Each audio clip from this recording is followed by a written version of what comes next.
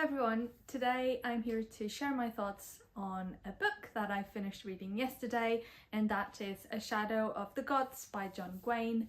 I finished this book and I just thought it's so amazing and such a great book that it would be a shame not to share my opinion with you, because I just think that if you like fantasy and especially if you like a more darker side and like gory side of fantasy books, you will probably really enjoy this one. I wasn't expecting to like it as much as I did, because I've always seen this style of fantasy books as very like gruesome and with lots of battles and these like beings like dragons and stuff like that, and I always assumed I wouldn't enjoy it, but I gave it a try, and it was a fantastic book that has multiple multiple perspectives from different characters. So you follow one woman named Orca, and she's a warrior and she's living with her family. Something obviously very dramatic happens, and she then has to follow her own journey to try and figure out how to surpass her big problem. I don't want to give you too many spoilers because I've went into this book not knowing much of anything, and after reading it, I went online and I've noticed that the way people are pitching this is telling you a little bit of things that are going to happen within each of these characters' stories, and I'm very happy that I didn't see any of those, because I would spoil some of the emotions that really come when you're reading this book. So Orca's story is very emotional. You get to learn so much about her and the way she connects with her family and the way she connects with the people around her and her gods and everything. I think it's the most fascinating character of this whole book. It's the one that really goes deep in exploring also lots about the mythology and the folklore that surrounds the place where she lives at. And I think this book is set like a long time ago. It's like 3,000 years, and I'm even not sure how long that was, but I'm imagining that it's happening in a time where people just had to go through the most difficult situations to go around their lives and to survive.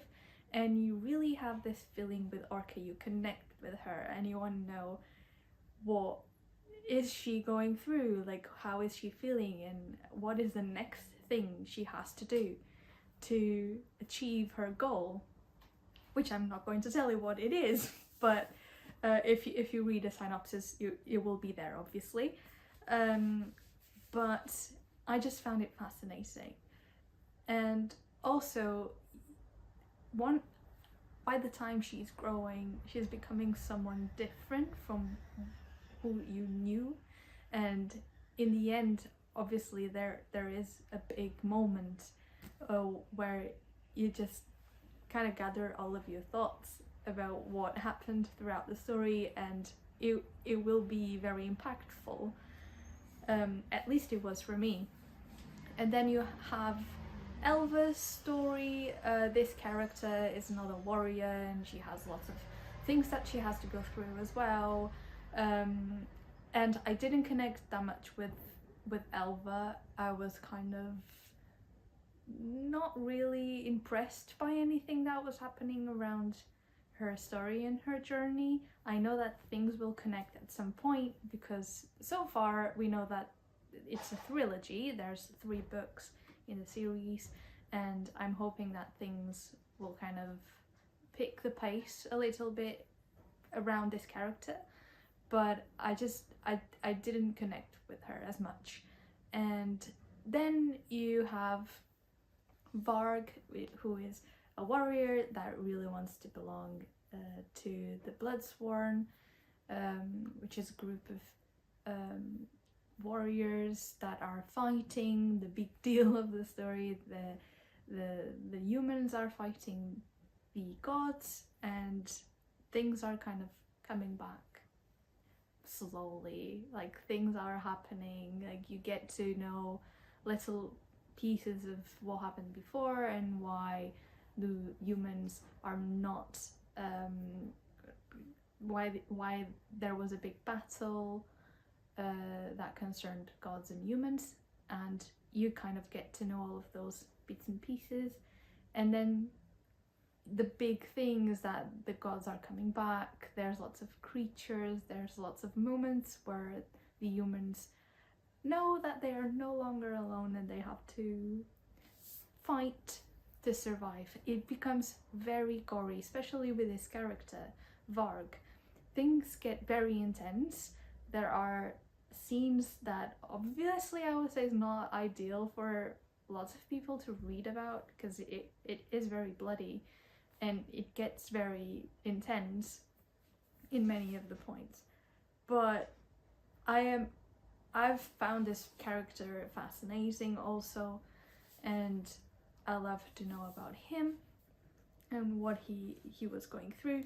There are so many different names that are like Nordic names, names that it's hard for me to pronounce, but they come up in this story quite a lot, and some of the names you will recognize them because if you've seen or if you've read Viking books before, for example, all of those names will come up, like Agnar, for example. It's a name that is very common in Nordic places, so you will probably heard that one before, and all of those come up.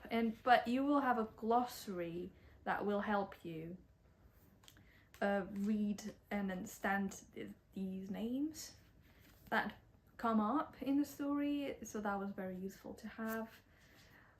And this book is just, I don't know, I really enjoyed it. I thought it has a very cinematic writing, so the writing is very beautiful, and it gets very visual. Like, once we start reading it's like you are put into this world and you can totally visualize everything that is happening, because the descriptions are not, you know, they're not like, here's this person talking to the other person and you try and figure out what surrounds them and what is actually happening around.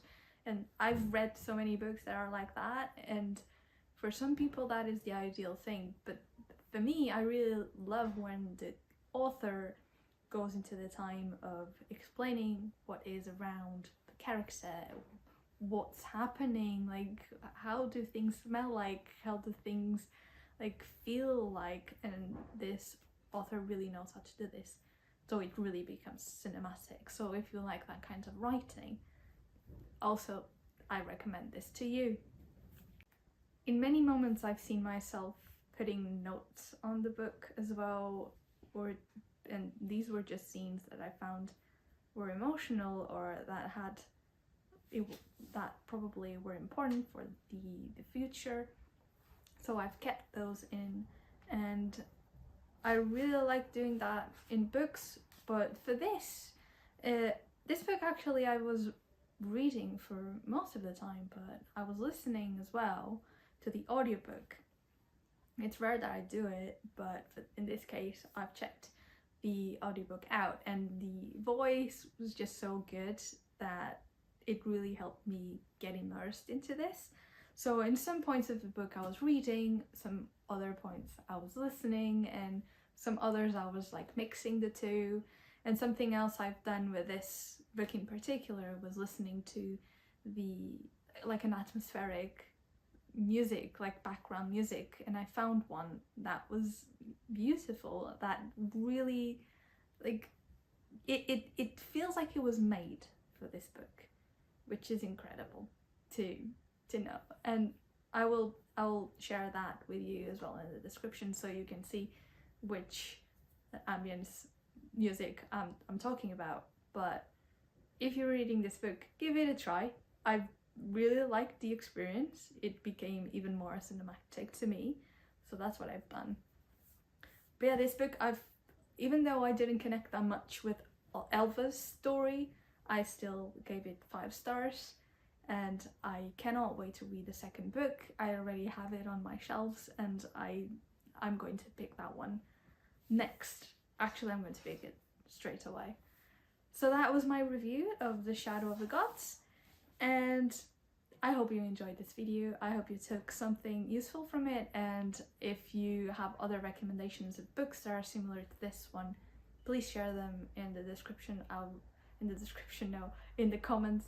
Please share them in the comments so I can give it a look, and maybe I will try and read some of your recommendations as well when the time comes.